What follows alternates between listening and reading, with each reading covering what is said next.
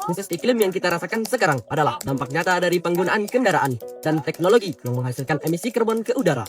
Guna menjaga bumi kita, salah satu upaya yang dapat kita lakukan adalah shifting atau berpindah ke energi baru dan terbarukan. Persoalan ini bukan hanya tentang biaya teknologi yang mahal atau kebijakan yang lambat. Tetapi lebih dari itu, ini adalah soal minimnya literasi di kalangan masyarakat, khususnya generasi muda. Menurut riset dan survei dengan judul Literasi EBT di kalangan generasi muda pada tahun 2021 yang menggunakan studi kualitatif dan kuantitatif menunjukkan adanya tingkat pengenalan yang rendah di kalangan Gen Z dan milenial di 12 kota di berbagai penjuru Indonesia terkait energi terbarukan. Dan juga sebagian responden belum akrab dengan istilah energi terbarukan. Hanya 23% responden yang pernah mendengar istilah tersebut. Dan di antara responden, 65% hanya memahami energi terbarukan sebagai energi yang bersumber dari alam.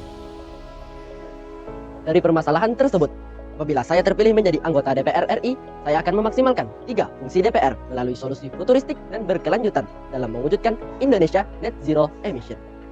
Edugio.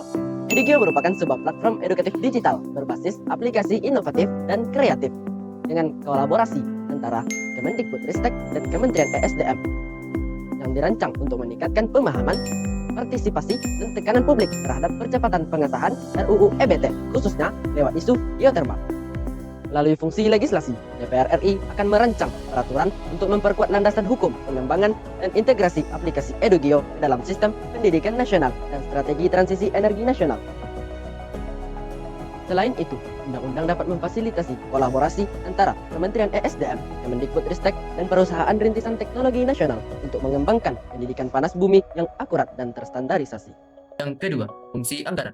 Dengan fungsi ini, saya akan mengalokasikan anggaran dari APBN, yaitu di energi dan pendidikan, untuk membiayai penelitian, pengembangan, dan diseminasi aplikasi Edugio ke sekolah-sekolah di seluruh negeri, terutama di wilayah dengan potensi panas bumi yang tinggi. Anggaran tersebut juga dapat digunakan untuk pelatihan guru, kompetisi literasi energi siswa, dan skema insentif bagi sekolah yang secara aktif menerapkan Edugio dalam program pembelajaran transisi energi. Dan yang terakhir, yaitu fungsi pengawasan. DPR RI harus mengawasi pelaksanaan distribusi dan penerapan Edugio agar tepat sasaran dan tidak hanya sebatas wacana. Dengan ini, pengawasan harus dilakukan terhadap lembaga-lembaga yang bergerak di bidang literasi energi. Dan DPR juga harus memastikan bahwa data dan fitur yang terdapat dalam aplikasi Edugio relevan, terkini, dan berdampak nyata dalam meningkatkan pemahaman publik tentang energi baru dan terbarukan, khususnya panas bumi. Saya, Akram Al-Fatih Idris, calon Parlemen Remaja 2025, daerah pilihan Sumatera Barat 2. Salam Parlemen Remaja.